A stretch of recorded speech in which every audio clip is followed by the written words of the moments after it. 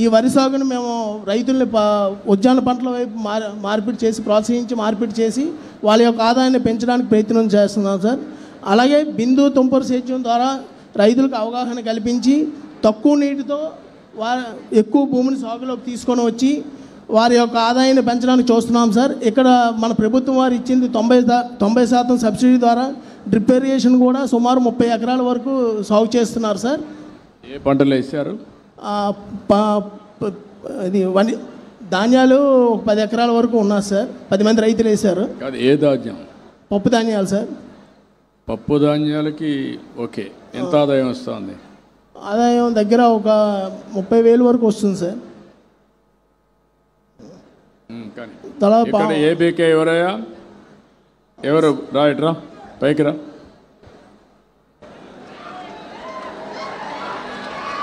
తరోగా ఉండాలి అందరూ. భవిష్యత్తులో ఏ ఊరికి వచ్చినా మీరు సరిగా పనిచేయకపోతే ప్రజల ముందు నిలబెడతాం మిమ్మల్ని అందరినీ. జాగ్రత్తగా ఉండండి. చేస్తున్నాం ప్రణాళికలు తయారు చేసేది అమలు చేయడానికి. రాయా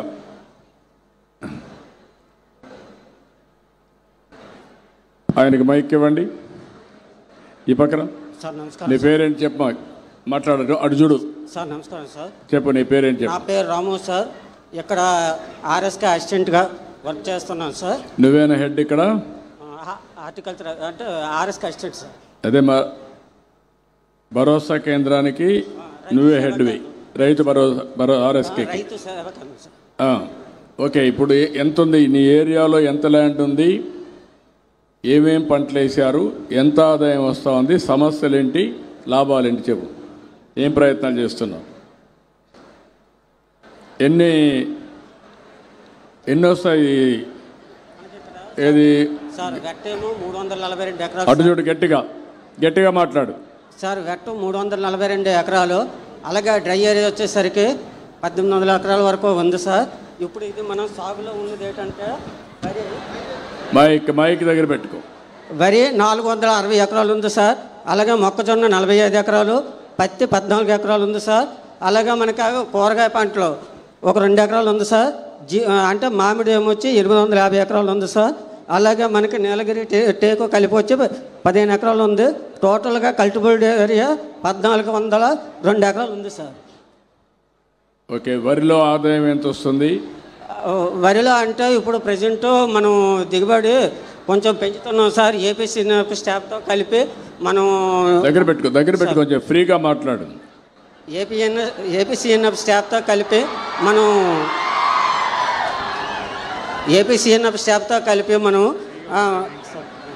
కానీ ఆయన మాట్లాడతాడు. కానీ దగ్గర పెట్టుకో. ఏపీసీఎన్ఎఫ్ స్టాఫ్తో మనం అంటే గ్రీన్ మెన్యూర్ సీడ్ వేపిస్తున్నాం.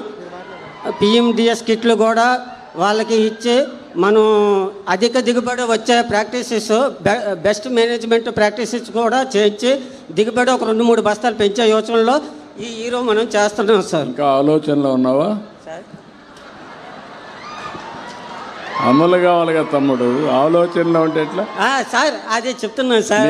ఫార్మర్స్కి చెప్తున్నాను సార్. నీ రైతు భరోసా కేంద్రం ప్రొడక్టివిటీ యావరేజ్ ఎంత ఎకరాకు? Sir 14% to 7%. నేను అడిగిందని చెప్పు. నీ భరోసా కేంద్రంలో వరి ప్రొడక్టివిటీ ఎంత? Productivity 1700 MTS sir. 17 metric ton. 17,000 sir. 17,000 sir మొత్తం కలిసి. మా ఆర్ఎస్కే పరిధి. నేను అడిగింది నిన్ను, నీ యొక్క ఎకరాకు ఎంత వస్తుంది? ఎకరాకి 26 వస్తుంది సార్. 26 బస్తాలు సార్. క్వింటాల్లో ఏంటి? Quintal sir. 26 quintal sir. నువ్వు మళ్ళా మాట మార్చేసావు సార్. ఎకరాకి 26 క్వింటాల్ సార్. నువ్వు రాబోయే రోజుల్లో మీకు అందరికీ పాఠాలు నేర్పించాలి. పిల్లల మారిగా మీరందరూ నేర్చుకొని రావాలి. సమాధానం కూడా కరెక్ట్గా చెప్పాలి. నీ జిల్లా ఎకరాకు ఎంత వస్తుందో ప్రొడక్టివిటీ తెలుసా నీకు? భయపడకుండా చెప్పు. ఎకరాకు ప్రొడక్టివిటీ జిల్లా ఎంత వస్తుంది? నువ్వెక్కడున్నావు? రాష్ట్రం ఎక్కడుంది? దేశం ఎట్టుంది? సార్ ఐడియా లేదు. జిల్లా యావరేజ్ ఎంత ప్రొడక్టివిటీ? ఉత్పాదక శక్తి, ఉత్పాదకత 28. ఓకే, నెక్స్ట్ మీటింగ్కి వస్తాను, అప్పుడు అడుగుతాను మిమ్మల్ని. మీ అగ్రికల్చర్ డిపార్ట్మెంట్ చెప్తాను, మీరందరూ నేర్చుకోవాలి. మీరందరూ చదువుకొని ఉద్యోగాలు వచ్చాయంటే మీరు అనేక వ్యవస్థలు తీసుకొచ్చాం. ఆ వ్యవస్థలు ప్రజలకు లాభం ఇవ్వాలి, ఫలితాలు ఇవ్వాలి. ఒక స్కూల్ ఉంటే పిల్లలు బాగా చదువుకోవాలి, చదువు చెప్పాలి. ఈరోజు మనం మీకు జీతాలు ఇచ్చినా, ఈరోజు సంక్షేమం ఇచ్చినా, ఒక రోడ్డు వేసినా ప్రజలు కట్టే పన్నుల ద్వారానే ఇవన్నీ ఇస్తున్నాం. ఇచ్చినప్పుడు మీరందరూ బాధ్యతగా ప్రవర్తించాలి. కాబట్టి ఆ విషయం అంతా గుర్తుపెట్టుకోవాలి. ఏదో ఉన్నామంటే ఉన్నాం కాదు, మొక్కుబడి కాదు. ప్రజలు ఆనందంగా ఉండాలంటే వాళ్ళ ఆదాయం పెరగాలి, మెరుగైన పాలన ఉండాలి. నేను ఒక్కడ పని చేస్తే కాదు, నేను ఒక్కడ కాకుండా మీ అందరి దగ్గర పని చేయిస్తేనే వాళ్ళకు లాభం వస్తుంది. ఆ కార్యక్రమం జరగాల్సిన అవసరం ఉంది, దానికి శ్రీకారం చుడతాం. మీ అందరి పర్ఫార్మెన్స్ నెక్స్ట్ మీటింగ్ నుంచి ఏ ఊరిలో ఉండే రైతు భరోసా కేంద్రం మీ యొక్క పనితీరు ఎట్టుందో తీసుకొని వస్తా, చిట్టా తీసుకొని ఇక్కడికి వస్తా. నేను ఇంక ఆకస్మిక తనిఖీలకు కూడా వస్తాను, అది కూడా గుర్తుపెట్టుకోండి. ఎవరైనా సరిగా పని చేయకపోతే ఆ గ్రామానికే వస్తా, అక్కడే ప్రజల ముందర మిమ్మల్ని అడుగుతా, మీ దగ్గర సమాధానం చెప్పిస్తా, పని చేయిస్తా. సరేనా? Okay sir. కాబట్టి అందరూ సెక్రటరీ, మన గ్రామ సచివాలయం సెక్రటరియట్ కానీ, మీరు కానీ, పంచాయతీ కానీ, మండలం కానీ, అదే తమ్ముడు మొన్నటి వరకు విధ్వంసం అయింది, ఇప్పుడిప్పుడే మొత్తం మళ్ళా మెరుగు చేస్తున్నా. టైం పడుతుంది కదా, పై నుంచి కింది వరకు అందరూ మారాలి కదా. మారాలంటే ఒకప్పుడు ఏమీ చేయని వాళ్ళు ఇప్పుడిప్పుడు కదులుతున్నారు. రేపు రాబోయే రోజులు పరిగెత్తిస్తా, ఎవరికి అనుమానం అవసరం లేదు. ఓకే, నువ్వు కంప్లీట్ చేయండి సార్. ఇక్కడ మా గ్రామంలో 400 హెక్టార్ల వరకు మామిడి పంట సాగు కూడా చేస్తున్నారు సార్. అక్కడ ఇక్కడ దగ్గరలో ఉన్న దళారుల వల్ల మార్కెటింగ్ రైతులు వాళ్ళకే ఇస్తున్నారు సార్.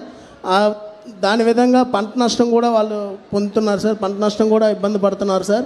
దాని గురించి మేము రైతులకు ఏంటంటే ప్రాసెసింగ్ యూనిట్స్ స్థాపించి వాళ్ళకి స్వచ్ఛమైన మామిడి తాండ్రని తయారు చేసి ఈ చుట్టుపక్కల ఉన్న గ్రామాలకి మరియు ఈ మానాపురం సంత దగ్గర మేము మార్కెటింగ్ చేయడానికి ప్రయత్నం చేస్తున్నాం సార్. అలాగే ఈ మా జిల్లాలోనే భీమాలి గ్రామం మామిడి తాండ్ర తయారీకి ప్రసిద్ధి చెందింది సార్. రాష్ట్రంలోనే ప్రసిద్ధి చెందింది సార్ అది. ఆ రైతులతో ఇక్కడ మా రైతులకి అవగాహన కల్పించి ప్రాసెసింగ్ యూనిట్స్ స్థాపించి మేము రైతుల్ని ప్రోత్సహిద్దామని చెప్పేసి మేము ఆలోచన చేస్తున్నాం సార్. అలాగే మహిళలకు ముద్ర మరియు స్త్రీనిధి లోన్ల ద్వారా మరియు ఎస్హెచ్జి ద్వారా సర్ప ద్వారాగా మేము లోన్లు వాళ్ళకి ఇప్పించి గౌరవ ముఖ్యమంత్రి తమ యొక్క ఆశయం మేరకు ఒక కుటుంబం ఒక వ్యవస్థాపకులు ద్వారా ఆశయం సాధిద్దామని చెప్పేసి మేము ప్రయత్నం చేస్తున్నాం సార్. ఈ విధంగా తెలియజేస్తున్నాం సార్. ఓకే,